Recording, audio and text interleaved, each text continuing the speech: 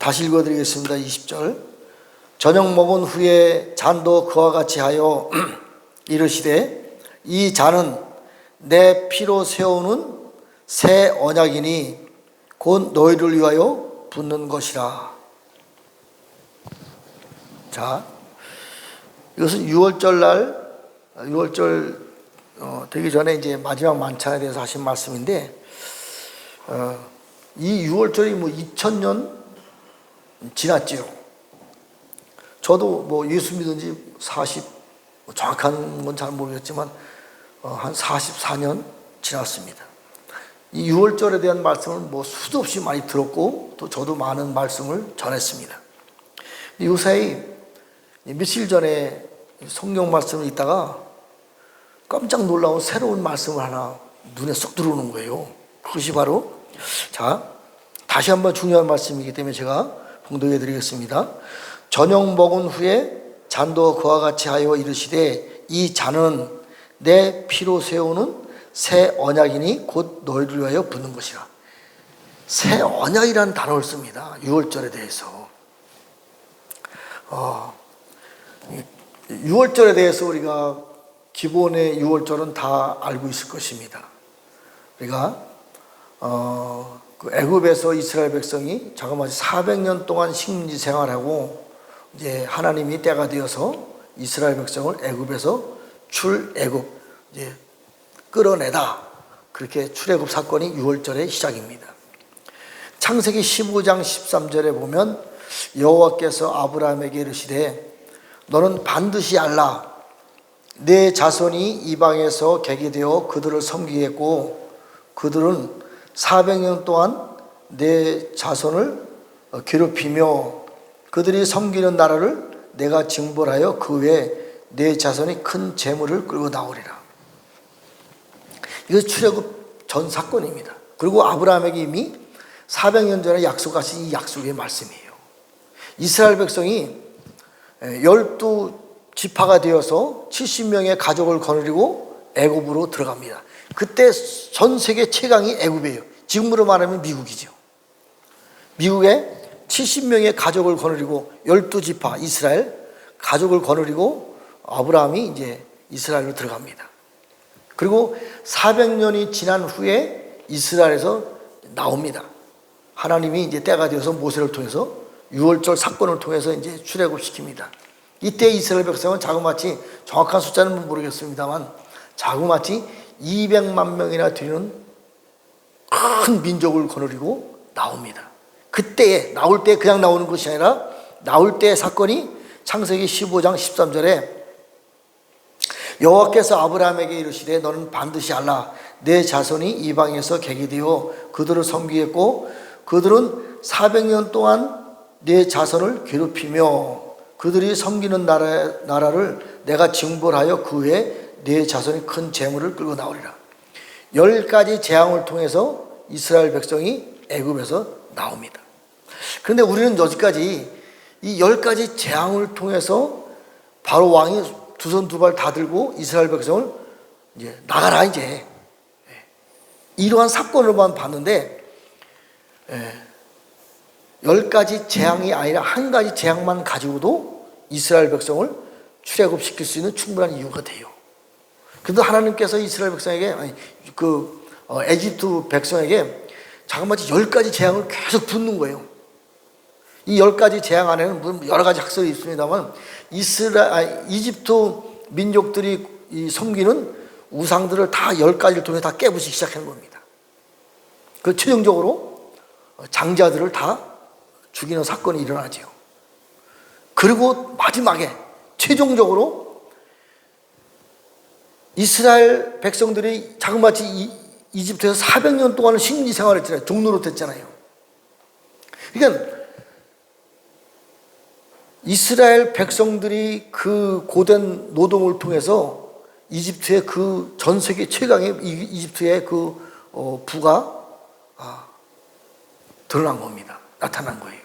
그러니까 하나님이 10가지를 재앙을 통해서 이집트를 섬기고 이집트를 지탱하고 있었던 기존 신들을 다 깨부시고 이스라엘 백성들에 의해서 많은 부와 재물이 모여졌는데 그것을 이스라엘 백성들이 나가라고 할 때 다 줍니다. 왜요? 10가지 재앙을 통해서 이스라엘 백성이 쑥대밭이 되는 거예요. 생각을 해보세요. 10번의 재앙을 통해서 이스라엘 백성들이 더 이상, 그 애굽 백성들이 이스라엘 백성만 보면 겁이 나는 거예요. 왜? 그들에게 하나님이 있으니까. 그래서 나가라 이거예요. 그런데 이스라엘 백성이 그냥 나가요? 네 집안에 있는 보화와 재물들 다 나의 노동으로 된 것이니까 다 내놓으라 이 얘기예요. 다 줍니다.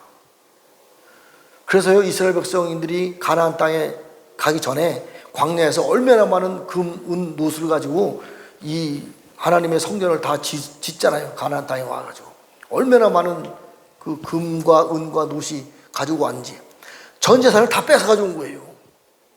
이게 출애굽 사건이에요.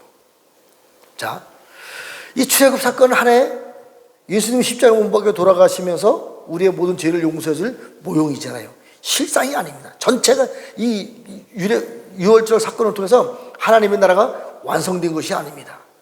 진짜는 이제 예수님 십자가 못 박혀 돌아가시면서 진짜 유월절이 성취되는 과정입니다. 근데 여기 안에 중요한 말이 있어요. 자, 다시 한번 읽어드립니다. 저녁 먹은 후에 잔도 그와 같이 하여 이르시되 이 잔은 내 피로 세우는 새 언약이니. 예수님이 이제 포도주를 제자들에게 나눠줍니다. 이것은 내 피다. 또 떡을 줍니다. 이것은 내 살이다. 이것을 먹고 마셔라.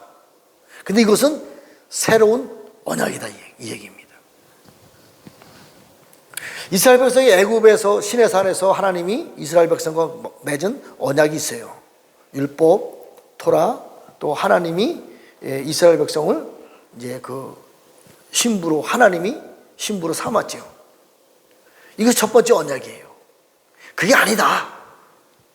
내가 새로운 언약을 너희들에게 맺겠다.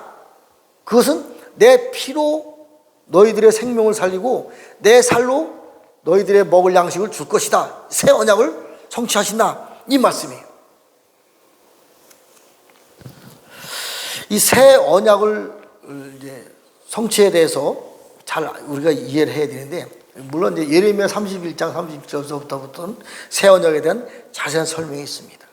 자, 그런데 예수님이 십자가 못 박혀 돌아가시면서 유월절 성취가 됐는데 이때는 로마 시대예요. 이것을 다니엘서에 이미 이 사건에 대해서 설명을 해놓았습니다.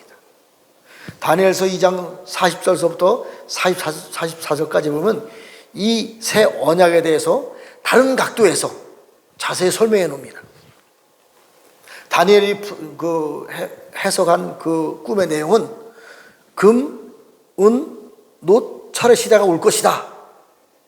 그리고 철의 시대에 로마 시대가 있는데 이때에 10발가락 시대가 되고 5발가락은 쇠, 5발가락은 이제 진흙으로 섞이지 않는 전 세계 열방을 하나가 되지 않는 그런 나라가 올 것이다. 이때에 하나님의 나라에 한 나라를 세울 것인데 하나님의 나라를 세워 놓으시고 하나님의 나라를 세운 그 하나님의 나라에서 산에서 뜨인 돌, 다듬지 않은 돌이 내려와서 전 세계 열방을 완전히 무너뜨리고 새로운 하나님의 나라를 성취해 갈 것이다.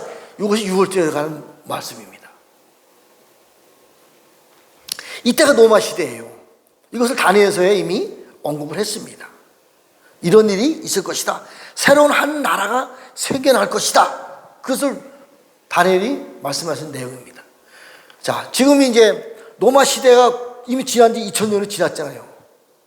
그렇다면 지금 이 시대에, 지금도 로마 시대 이후의 시대입니다.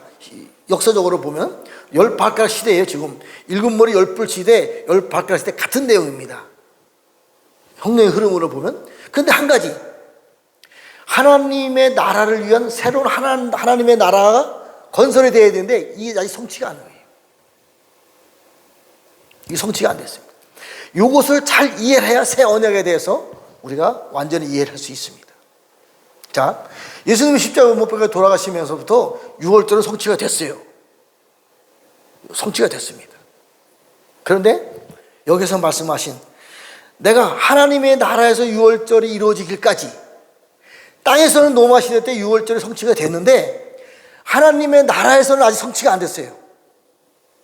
자, 16절에 보면 내가 너에게 이르노니 이 유월절이 하나님의 나라에서 이루기까지 다시는 먹지 아니라. 하나님의 나라에서도 유월절의 성취가 돼야만 유월절이 완성이 되는 거예요. 하나님의 나라에서는 아직 유월절의 성취가 안 됐습니다. 그럼 어떻게 언제 성취가 되나요? 우리는 새 언약에 대해서 우리가 다시 한번 자세히 볼 필요가 있습니다. 우리 예레미야 31장의 말씀을 한번 보겠습니다. 예레미야 31장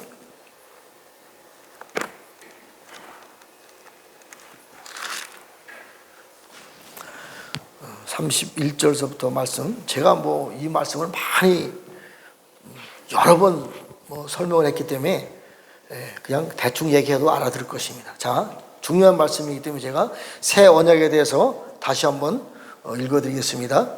여호와의 말씀이니라. 보라, 날이 이르리니 내가 이스라엘 집과 유다 집에 새 언약을 맺으리라. 이 새 언약이요, 예수님이 12 제자들을 가지고 피와 살을 마시면서 유월절을 나눈 마지막 만찬에 대한 새 언약하고 똑같습니다. 이것을 예레미야는 이때 이미 예언을 한 거예요. 자, 이 새 언약은 내가 그들의 조상들의 손을 잡고 애굽 땅에서 인도하여 내던 날에 맺은 것과 같지 아니할 것은 내가 그들의 남편이 되어도 그들은 내 언약을 깨뜨렸음이라. 여호와의 말씀이다. 이스라엘 백성들이, 유대인들이 하나님과의 첫 번째 맺은 언약을, 시내산에서 맺은 언약을 지키지 못했어요. 깨졌어요. 그래서 하나님이 새로운 언약을 맺겠다. 그런데 그것이 유월절날 예수님이 제자들에게 준 피와 포도주와 살을 통해서 너희들에게 생명을 주고 새로운 말씀을 줄 것이다. 이 십자가 사건이에요. 이 새 언약입니다. 자, 그런데 그 후에는 어떻게 진행이 되냐 보면, 그러나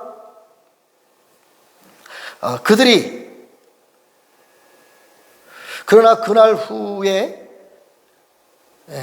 내가 이스라엘 집과 맺은 언약은 이러하니 곧 내가 나의 법을 그들 속에 두어 그들의 마음에 기록하여 나는 그들의 하나님이 되고 그들은 내 백성이 될 것이라.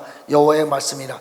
이 말씀이 어디서 성취되냐면 예수님 십자가에 못 박혀 돌아가시고 마가의 다락방에서 성령님이 우리 안에 들어오면서 이 말씀이 성취가 됐어요. 하나님이 우리 안에 들어와서 이제 내가 너희들과 언약을 맺겠다. 그 말씀이에요.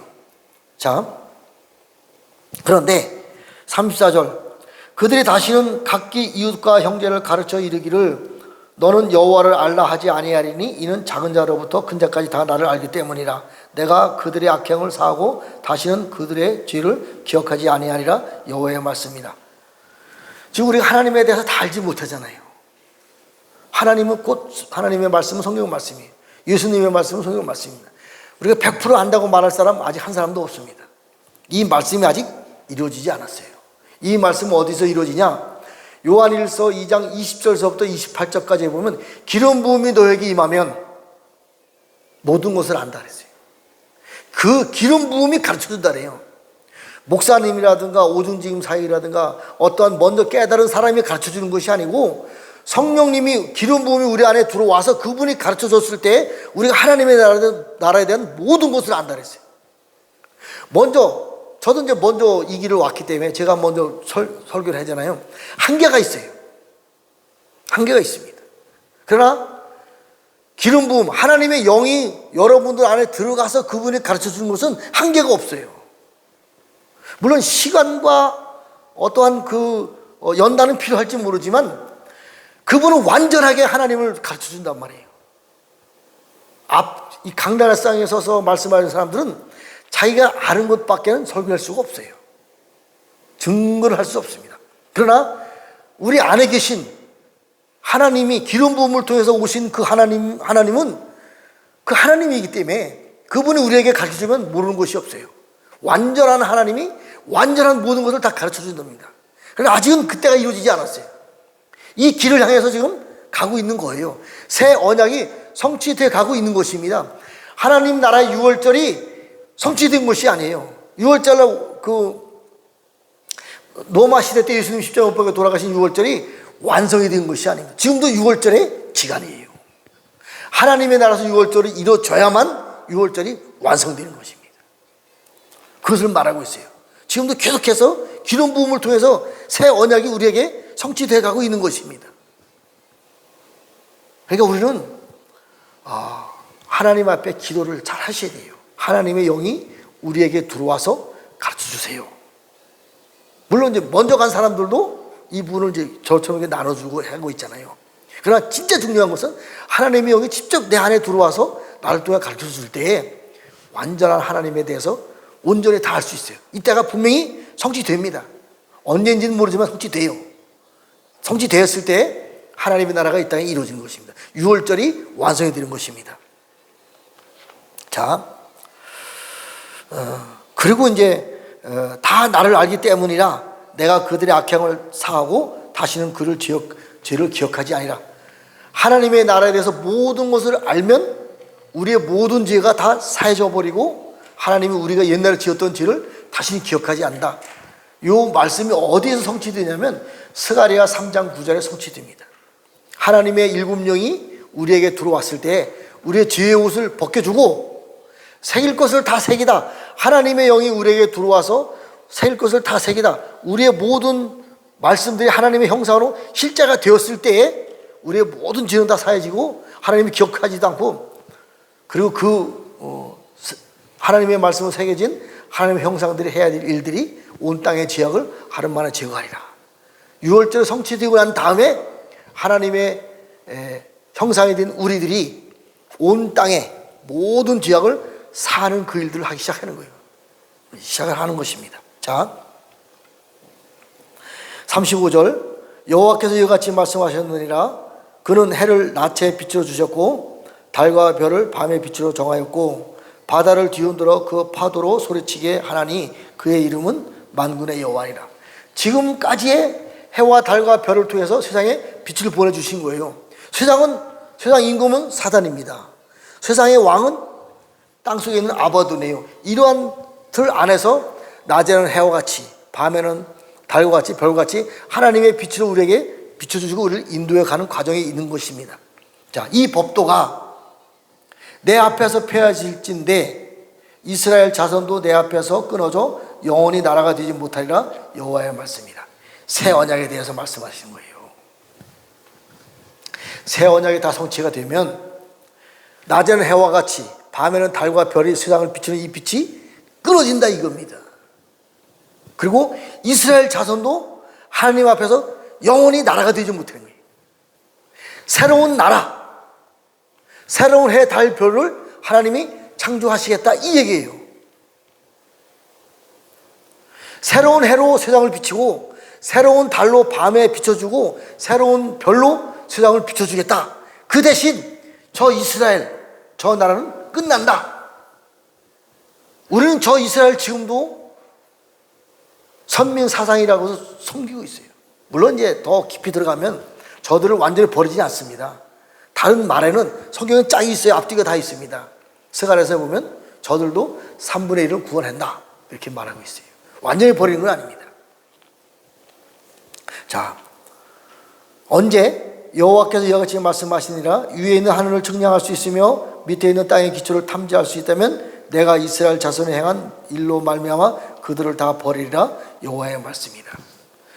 이것이 이루어지려면 저 이스라엘이 아닌 새로운 이스라엘, 새로운 예루살렘, 새로운 해와 달과 별을 통해서 세상을 비춰야 될 그때가 오는데, 언제?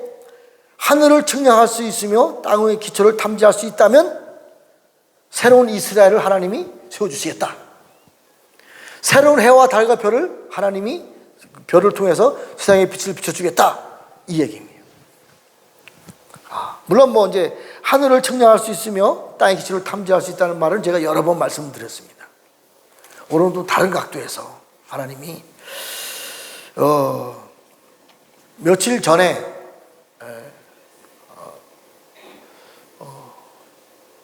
그 기도 모임하는 모임이 있어서 저희가 이제 갔습니다.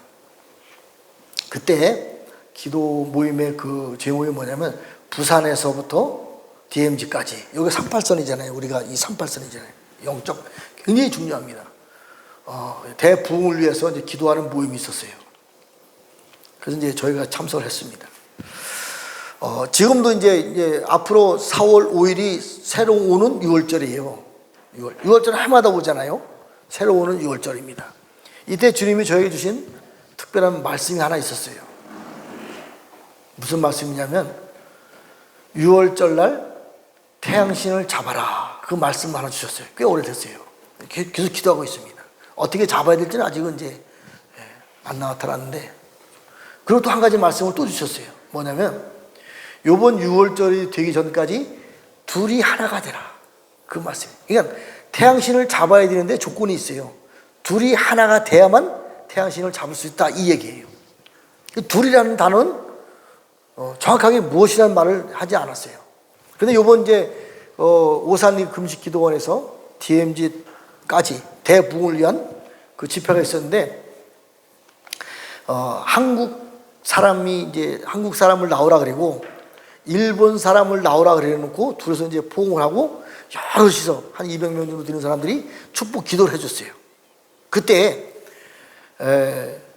중국 분이에요. 그 네팔에서 같이 이제 저희들도 같이 기도를 했었는데, 중국 선교사가 이제 나와가지고 그 다음 날 한 얘기예요. 그날은 이루어지지 않았는데 그날 이루어진 것을 다음 날 했는데, 뭐라고 얘기하냐면 그 중국 선교사가 이제 기도를 하고 있는데 용이 갑자기 나타나더래요. 그래서 이제 용 잡는 나름대로 이제 불로다가 용을 잡아야 되고 창으로다 잡아야 되고 그런 것을 막 기도를 했는데도 이게 용이 속 시원하게 잡히는 그런 현상이 안 보이더래. 물론 이제 나중에는 그 거물을 갖다가 용의 배를 찔러서 벽에다 꼽아서 용이 죽더래요. 그런데도 뭔가 미심쩍더래. 저 용이 머리가 깨져야 되는데 이렇게 해서는 죽지 않는다는 그러한 감각이 오더래요. 미심쩍다 이거지. 확실하게 용이 죽지 않았다, 이 얘기입니다. 그런데 일본 사람하고 한국 이제 대표자가 나와서 둘이 포옹을 하고 일본과 한국이 연합, 에하드, 하나가 된다. 여럿이 축복을 해줬어요. 그때에 용의 머리가 빵 터지는 거를 중국 선교사가 본 거예요. 한국과 일본이 하나가 돼야 돼. 에하드, 연합 돼야 됩니다. 그 이유는 이사야 60장서부터 보면 마지막 때에 이제 하나님이 큰 이제 불을 이동이 됩니다. 바다의 부, 이 세상 열방이 바다, 영적으로 보면 바다라고 말해요. 이 세상이 가지고 있는 모든 부들이 하나님의 나라 사람들에게로 이제 부가 이동이 됩니다. 그런데 태평양이 큰 바다잖아요. 태평양의 바다가 대한민국으로 들어오려면 일본에 다 걸치고 있어서 들어오지를 못하는 거예요. 그래서 한국과 일본이 하나가 되었을 때 바다의 부가 한국으로 들어옵니다. 자, 일본은 성경에서 말하는 동쪽에 있는 동방에 있는 나라는 분명한데, 일본은 대한민국하고 영적으로 보면 다릅니다. 대한민국 무태에 있는 땅이고 일본은 섬나라예요. 성경에는 섬나라라고 정확히 구분을 해놨어요. 그래서 이제 아시안 하이웨이가 일본에서 시작해서 부산을 거쳐서 동쪽을 통해서 러시아를 통해서 이스라엘까지 들어가는 길이 하나가 있고, 또 하나는 부산에서 시작해서 서울을 통해서 이스라엘까지 가는 길이 있어요. 이 아시안 하이웨이가. 이 세계 열방에 있는 바다의 부가 대한민국을 통해서 이제 이스라엘까지 가면 하나님의 나라가 이 땅에 완성이 된다, 이 얘기입니다. 이것은 영적으로 부인할 사람 한 사람도 없습니다. 이것이 되기 위해서는 일본과 대한민국이 하나가 돼야 돼요. 자, 지금 윤석열 대통령이 지금 일본을 끌안고 가다가 지금 아주 엄청나게 두들겨 맞고 있잖아요. 영적으로 저 대통령이 아주 깨어있는 사람이에요. 어떤 의미로 그렇게 했는지 모르지만 하나님의 큰 그림을 보면 한국 사람이 이제는 거꾸로 일본을 품을 때가 됐어요. 됐습니다. 모든 면에서 한국이 일본보다 더 높은 영적 또 재산, 모든 부, 다, 지식, 일본을 더 위에서 올라가고 있는 이 상황이에요. 우리는 일본을 품어야 돼요. 일본과 적대해서는 안 됩니다. 물론 중국도 품어야 되고 러시아도 품어야 되지만 우선 급한 게 일본을 품고 가야 됩니다. 그래야만 하나님의 나라를 이룰 수 있는, 실제 눈으로 보이는 세상에 하나님의 나라를 이룰 수 있는 그러한 영적 흐름을 우리가 흘러가게 할 수 있습니다. 자, 또 한 가지. 그러면 둘이 하나가 돼야 된다. 실제로 하나가 돼야 되는 것은 일본과 대한민국이 하나가 되어서 태양신을 잡을 수 있다? 이것은 좀 문제가 있습니다. 지금 태양신이라고 하는 것은 세상 열방에 나중에 적 그리스도가 세상을 다스리고 통치하는 그것을 말하고 있어요. 일본과 한국이 둘이 연합을 가지고선 그 태양신을 잡을 수 없습니다. 오늘 아침에 주님이 저에게 말씀해 주신 거예요. 물론 이 말씀도 진리는 아닙니다. 더 높은 단계의 말씀이 있을 수도 있어요. 이처럼 이 하나가 되기 위해서 계속 무엇이 하나가 됩니까? 남한과 북한이 하나가 된다? 맞지요. 남자가 여자가 하나가 된다? 하늘과 땅이 하나가 된다? 이스라엘 12지파가 하나가 되어야 된다? 다 맞습니다. 다 맞아요. 근데 오늘 아침에 주신 말씀은 한번 보십시다. 이사야 62장에 있는 말씀입니다.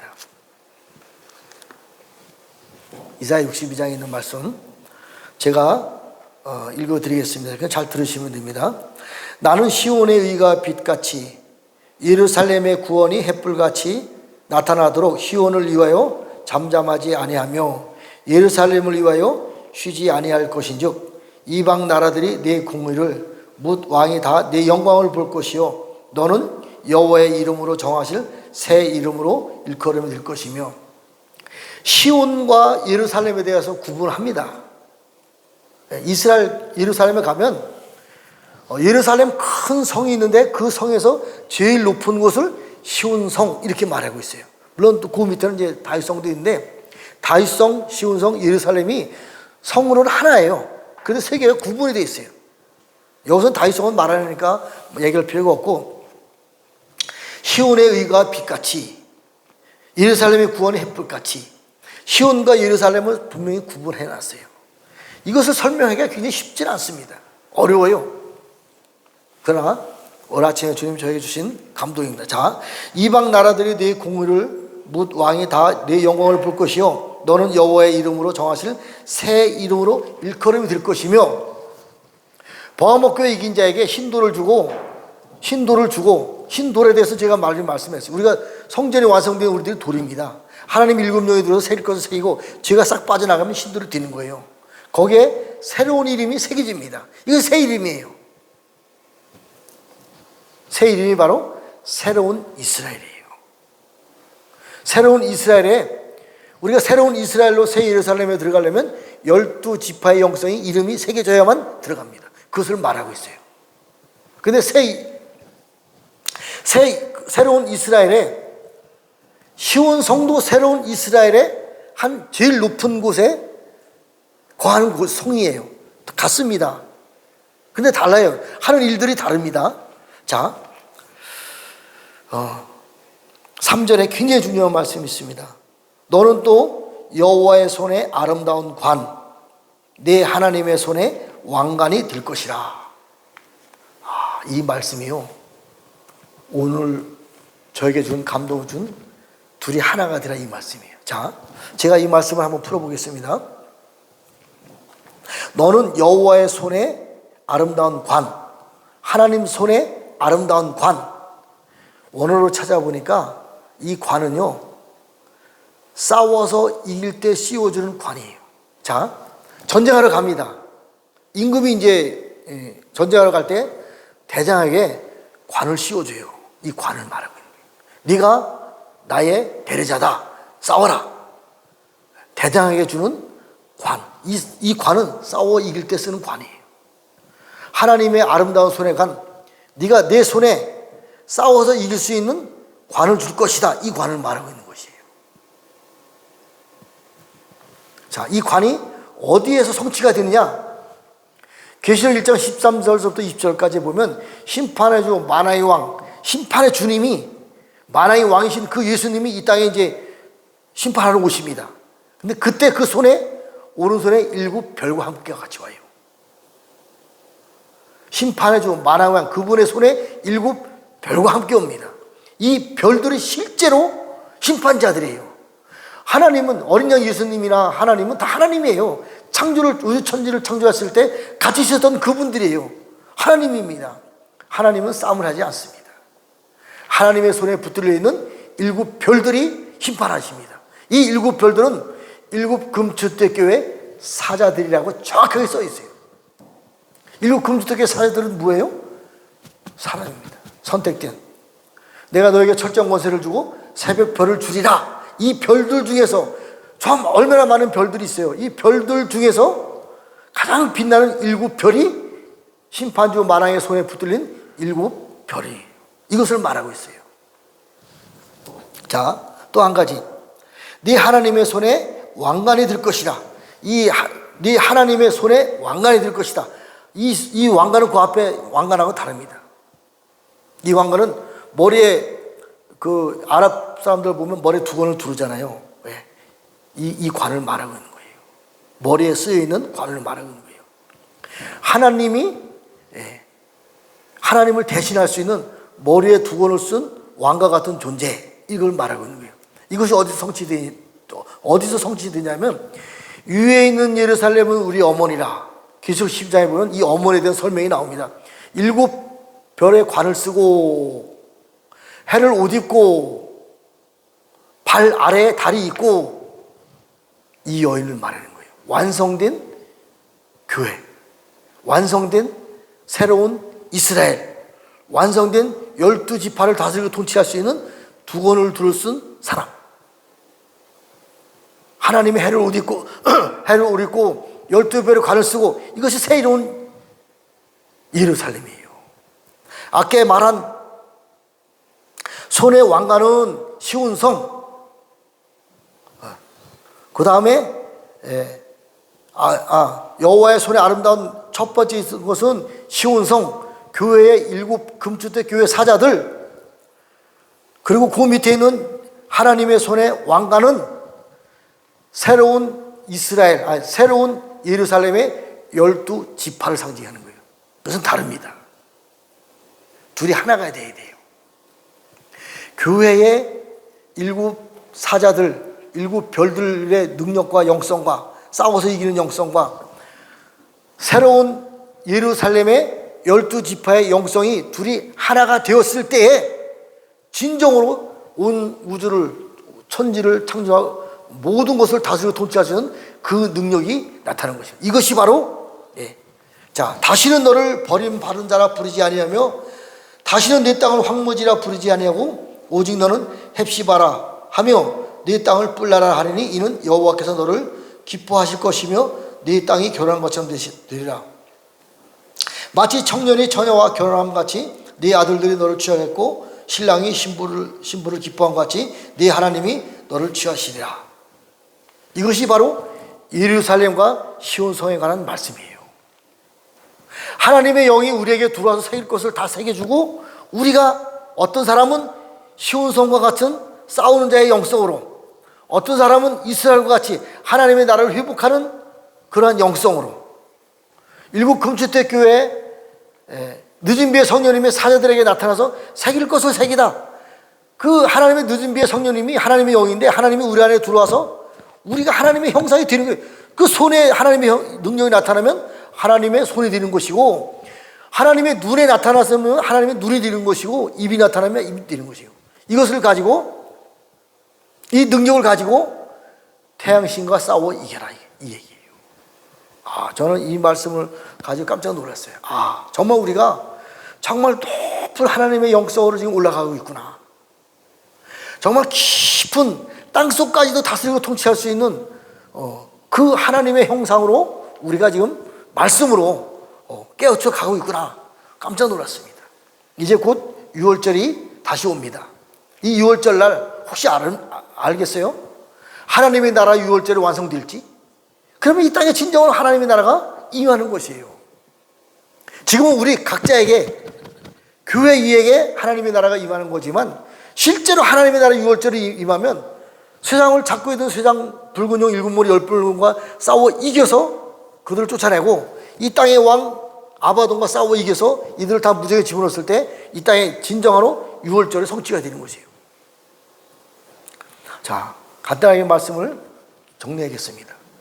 6월절 날 로마 시대 때 예수님이 십자가 못 박혀 돌아가시면서 6월절 성취가 됐습니다. 근데 이것은 새 언약의 완성된 성취가 아닙니다. 새 언약의 완성된 성취는 하나님 나라에서도 유월절이 이루어져야 새로운 새 언약이 성취가 되는 것인데, 이것은 유월절에 대한 완성입니다. 하늘을 탐지할 수 있고 땅속에 있는 사단의 나라를 우리가 완전히 그들을 꿰뚫어서 하늘과 땅을 다스리고 통치할 수 있는 하나님의 능력이 완성되면, 시온성과 예루살렘이 우리 안에서 완성되면 새 언약이 성취되는 것이, 하나님의 나라의 유월절이 완성되는 것입니다. 이것은 우리의 어떠함이 아니에요. 하나님의 영이 우리에게 들어와서 우리를 새길 것을 새기다, 하나님의 형상으로 새겨졌을 때에, 그 다음에 일곱 금주택교회에 늦은 배 성령님이 들어와서 사자들에게 새길 것을 새기다, 편지하다라고 해석을 해도 되지만 새길 것을 새기다가 더 정확한 원어의 해석입니다. 새길 것을 새겨주고 나면 우리가 하나님의 나라 유월절을 성취할 수 있습니다. 이것에 대한 마지막 결론, 히브리서 12장 24절에 보면 새 언약의 중보자이신 예수님이, 새 언약의 중보자이신 예수님이 아벨의 피보다 더 나은 뿌린 피를 우리에게 주었을 때 이것이 성취되는 것입니다. 뿌리는 피, 대제사장이 1년에 한 번 지성소에 들여서 피를 뿌리잖아요. 정결하게 깨끗하게 씻잖아요.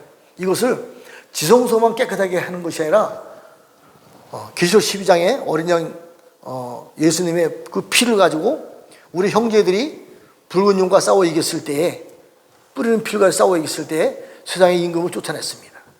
마지막에 한 가지, 사단의 왕 아바돈과 싸울 때도 어린 양 예수님의 뿌리는 피를 가지고 싸웠을 때 이기는 것이에요. 가장 강력한 무기 중에 하나가 뿌리는 피입니다. 우리가 병들었을 때도, 우리가 문제가 있을 때도 뿌리는 피를 사용해서, 성경 말씀의 가장 강력한 능력의 말씀이 뿌리는 피예요. 이 피를 뿌릴 줄 알아야 됩니다. 뿌리는 피를 사용해서 하나님이 원하시는 하나님의 나라를 회복할 수 있는 뿌리는 피의 능력까지 우리가 도달하기를 예수님의 이름으로 축복합니다. 자, 기도하고 마치겠습니다.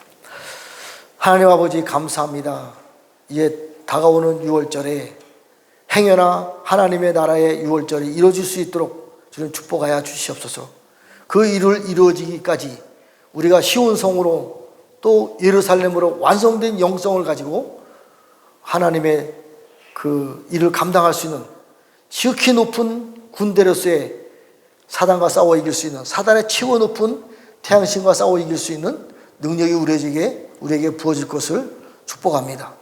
하나님께서 우리의 어떠함이 아닌 하나님의 영으로 우리에게 들어오셔서 우리를 하나님 형상으로 세워주시고, 또 일곱 금주택교회 사자로 세워주시고, 하나님의 오른손에 일곱 별이 되게 도와주시고, 또 일곱